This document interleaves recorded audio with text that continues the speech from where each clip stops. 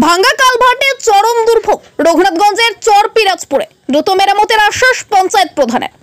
মুর্শিদাবাদের 59 নম্বর রঘুনাথগঞ্জ বিধানসভার অন্তর্গত চরপিরাজপুর গ্রামে ভেঙে পড়া একটি কালভার্টের কারণে চরম দুর্ভোগে পড়েছেন প্রায় 15,000 গ্রামবাসী।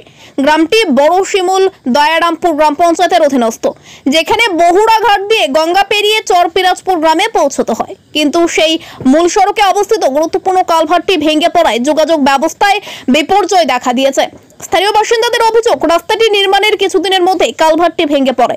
দীর্ঘদিন ধরে এই সমস্যার স্থায়ী সমাধানের জন্য আবেদন জানানো হলেও এখনো পর্যন্ত কাজ শুরু হয়নি।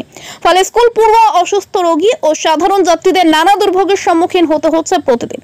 এই পরিস্থিতিতে দায়িত্বশীল ভূমিকা নিচ্ছেন পঞ্চায়েত প্রধান আব্দুল হক। তিনি জানান, গ্রামের সমস্যাটি আমরা গুরুত্ব সহকারে দেখছি। রাস্তাটি ও কালভার্ট নির্মাণের প্রস্তাব আমরা ইতিমধ্যেই ব্লক প্রশাসনের কাছে পাঠিয়েছি। সংশ্লিষ্ট আধিকারিকরা এলাকা পরিদর্শনও করেছে।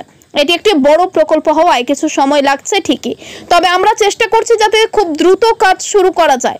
আমাদের লক্ষ্য দুটি পুরনো কালভার্টের পরিবর্তে একটি টেকসই ও স্থায়ী সমাধান গড়ে তোলা। তিনি আরও আশ্বাস দেন, বৃষ্টি একটু কমলেই অবিলম্বে কাজ শুরু করা হবে। গ্রামবাসীদের আর যাতে এই দুর্ভোগ পোহাতে না হয় তার জন্য আমরা সর্বতোভাবে সচেষ্ট। স্থানীয়রা দ্রুত মেরামতির দাবি জানিয়েছেন, কারণ বর্ষার সময় গঙ্গার জলস্ফীতি ও রাস্তার বেহাল অবস্থার কারণে গ্রামে প্রবেশ কার্যত দুষ্কর হয়ে পড়ে। দ্রুত পদক্ষেপ না নেওয়া হলে আগামী দিনে আরও বড় বিপদের আশঙ্কা করছেন গ্রামবাসীরা। রনি শেখের report, news first Bangla, Raghunathganj.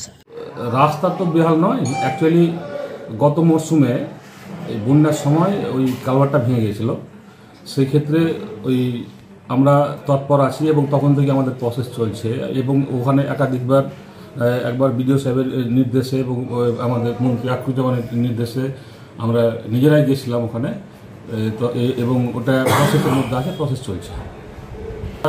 আমরা একটা মানে কি আমার পঞ্চায়েত থেকে করার মতন কোনো সামর্থ্য নাই। সেই ক্ষেত্রে আমি ব্লক প্রশাসনকে বলি, বিডিও সাহেবকে বলি। বিডিও সাহেব তৎক্ষণাৎ ওখানে গিয়ে ইঞ্জিনিয়ার পাঠিয়ে সেটা মাপজোক করা হয়েছিল এবং সেই ক্ষেত্রে দেখা যাচ্ছে যে হিউজ পরিমাণ টাকা ওখানে লাগবে। সেই ক্ষেত্রে বিডিও সাহেবেরও আয়ত্তের বাইরে। তারপরে আমরা মন্ত্রী সাহেবের দ্বারাই মন্ত্রী সাহেবের কাছে যাই এবং মন্ত্রী সাহেব খুব তাড়াতাড়ি জেলা প্রশাসনকে বলে এবং জেলা প্রশাসনের পক্ষ থেকে জেলা পরিষদ থেকে এবং একজন অভিজ্ঞ ইঞ্জিনিয়ার এসে সেটা মাপজোক করে নিয়ে গেছে এবং ওই কাজটা বড় ধরনের কাজ, যেখানে একটা কালভার্ট তো নয়, ছোটোখাটো একটা ব্রিজের মতো করতে হবে। সেই ক্ষেত্রে জেলা প্রশাসনের তৎপরতায় ওই কাজটা অগ্রগতি চলছে। আমাদের খুব শীঘ্রই রাস্তাটা হবে, এই কালভার্টটা সম্পন্ন হবে। ঠিক আছে।